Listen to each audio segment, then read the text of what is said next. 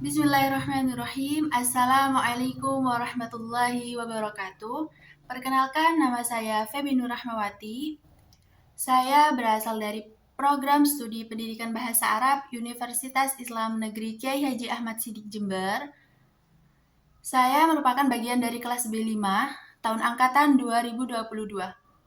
Nah, untuk mempersingkat waktu, di sini saya akan menjelaskan sedikit mengenai pengertian bahasa, karakteristik bahasa, fungsi bahasa, kompetensi, dan performasi bahasa, serta pengertian language, dan parole. Baik, yang pertama kita akan membahas tentang pengertian bahasa. Apa sih itu bahasa? Nah, bahasa atau alugo adalah sistem simbol-simbol vokal atau tulisan yang digunakan oleh manusia untuk berkomunikasi. Nah, menurut akar ilmu usul mengatakan bahwa bahasa atau lugoh adalah setiap lafaz atau kata yang dibuat untuk menunjukkan makna tertentu. Nah, sama halnya dengan pendapat Al-Gholayaini yang mendefinisikan bahasa dengan berbagai kata yang digunakan masyarakat untuk mengungkapkan berbagai maksud mereka.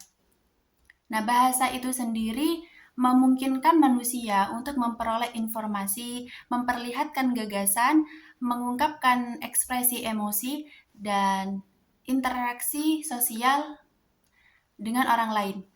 Nah, bahasa juga dapat menghubungkan manusia dengan budaya, tradisi, dan sejarah suatu masyarakat. Bahasa tersebut memiliki banyak variasi dan setiap budaya memiliki bahasa yang unik dan khas, sesuai dengan daerah mereka masing-masing.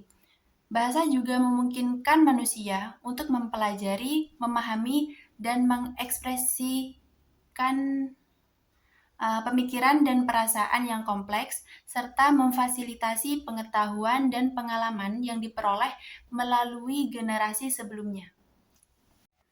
Yang kedua, kita akan membahas tentang karakteristik bahasa. Nah, dari beberapa ragam definisi yang telah disampaikan oleh para ahli tentang bahasa, pada dasarnya para ahli memberikan warna dan isi yang sama. Nah, perbedaannya hanya pada pendekatan, kepentingan, dan cara pengungkapannya. Nah, salah satu pembeda antara manusia dengan hewan adalah kepentingan manusia terhadap penguasaan bahasa, sehingga kemampuan manusia berbahasa tersebut dapat dikatakan hayawanun natik atau hewan yang memiliki kompetensi berbicara. Nah, bahasa menyatu dengan diri manusia, bahkan melekat dalam kehidupan mereka sehari-hari, karena bahasa sebagai alat komunikasi interaktif antar mereka. Maka di sini saya akan menjelaskan tentang berbagai karakteristik bahasa.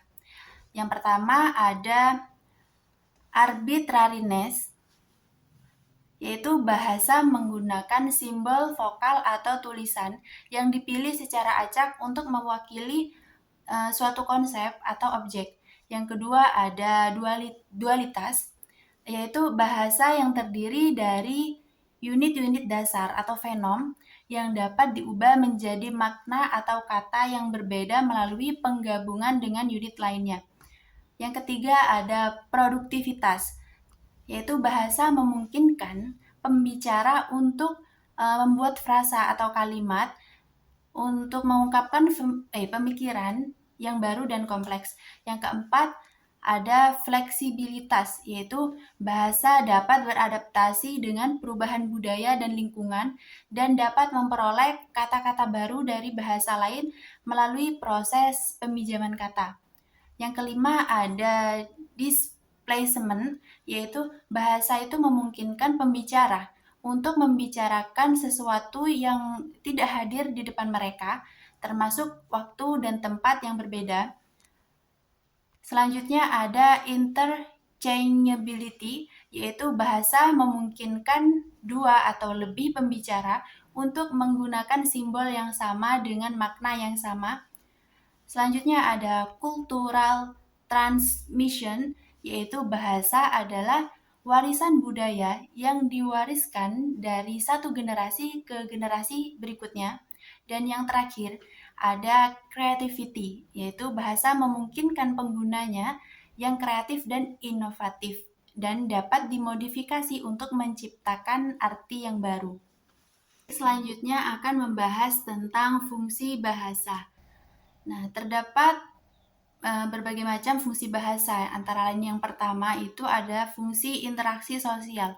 Nah, artinya bahwa bahasa itu alat interaksi sosial, yakni alat untuk menyampaikan pemikiran, gagasan, konsep, dan juga perasaan.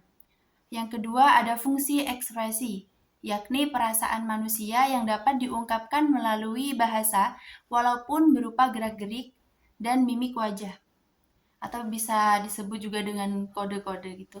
Yang ketiga, fungsi informasi, artinya bahasa yang digunakan untuk menyampaikan pesan atau amanat kepada orang lain.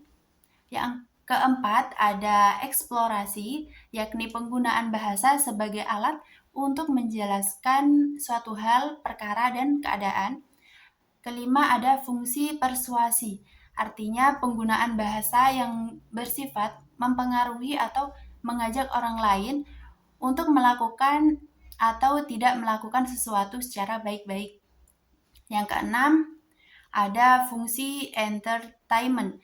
Nah, artinya penggunaan bahasa untuk menghibur, menyenangkan, atau memuaskan perasaan batin manusia. Selanjutnya akan membahas mengenai kompetensi dan performasi bahasa. Yang pertama, kompetensi kebahasaan adalah pengetahuan tentang sesuatu yang bersifat abstrak, yang berisi pengetahuan tentang kaidah, parameter atau prinsip-prinsip, serta konfigurasi sistem bahasa. Nah, kompetensi kebahasaan merupakan pengetahuan gramatika yang berada dalam struktur mental di belakang bahasa. Nah, kompetensi kebahasaan itu tidak sama dengan pemakaian bahasa. Nah, kompetensi kebahasaan bukanlah kemampuan untuk menyusun atau memakai kalimat, melainkan pengetahuan tentang kaidah atau sistem kaidah.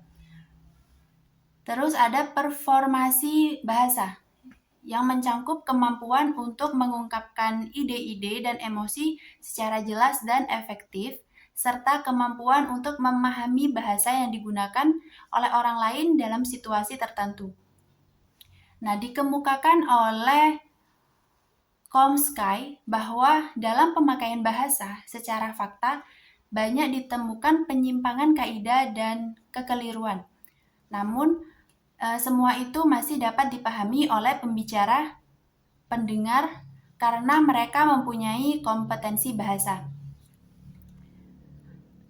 Kompetensi dan performasi bahasa keduanya penting untuk memastikan seseorang dapat berkomunikasi dengan efektif dan tepat dalam situasi yang berbeda. Dalam konteks akademis, kompetensi bahasa adalah hal yang penting untuk berhasil dalam studi akademis, termasuk dalam penulisan dan presentasi. Nah, sedangkan dalam konteks profesional, kemampuan untuk berkomunikasi secara efektif dalam bahasa yang digunakan di tempat kerja sangat penting untuk keberhasilan karir. Baik, cukup sekian yang bisa saya sampaikan. Mohon maaf bila ada kesalahan dalam bertutur kata, dan terima kasih atas segala perhatiannya. Akhir kalam, Assalamualaikum warahmatullahi wabarakatuh. Dan yang terakhir kita akan membahas tentang ligne, dan parole. Yang pertama, tentang pengertian ligne. Ligne adalah gabungan antara parole dan ligne, atau bisa disebut dengan gabungan antara peristiwa dengan kaidah bahasa atau tata bahasa atau struktur bahasa. Language mencangkup apapun yang diungkapkan serta kendala yang mencegahnya dalam mengungkapkan hal-hal yang tak gramatikal. Contohnya kata material. Nah, kata ini memang serta sosial banyak digunakan, bahkan seolah-olah dianggap sebagai bahasa konvensional. Nah, padahal kata material tidaklah baku, tidak sesuai dengan ejaan yang telah disempurnakan. Language memiliki segi individual atau parole dan segi sosial atau language. Nah, tetapi kita tidak dapat menelaah yang satu tanpa yang lain. Dengan demikian, language memiliki multi bentuk dan praktis dan psikis. Yang kedua ada language. Nah, language adalah bahasa konvensional, yaitu bahasa yang sesuai ejaan yang telah disempurnakan. Bahasa yang mengikuti tata aturan baku bahasa. Lebih jauh, Saussure mengatakan bahwa language merupakan keseluruhan kebiasaan kata yang diperoleh secara pasif dan tatanan wujud yang mencakup keutuhan, transformasi dinamis, dan pengaturan diri. Dikatakan keutuhan karena tatanan wujud itu bukan kumpulan semata, melainkan karena tiap-tiap komponen struktur itu tunduk pada kaidah-kaidah intrinsik dan tidak mempunyai keberadaan bebas di luar struktur. Pembahasan terakhir yaitu pengertian parole. Nah, parole adalah bahasa tuturan atau bahasa sehari-hari. Singkatnya, parole adalah keseluruhan dari apa yang diajarkan orang, termasuk konstruksi individu yang muncul dari pilihan penutur dan pengucapan-pengucapan yang diperlukan untuk menghasilkan konstruksi ini berdasarkan pilihan bebas juga. Bahasa parole misalnya, gue.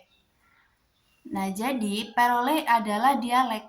Nah, parole bukan fakta sosial karena seluruhnya itu mencangkup hasil individu yang sadar, termasuk kata apapun yang diucapkan oleh penutur. Ia juga bersifat heterogen dan tidak dapat diteliti.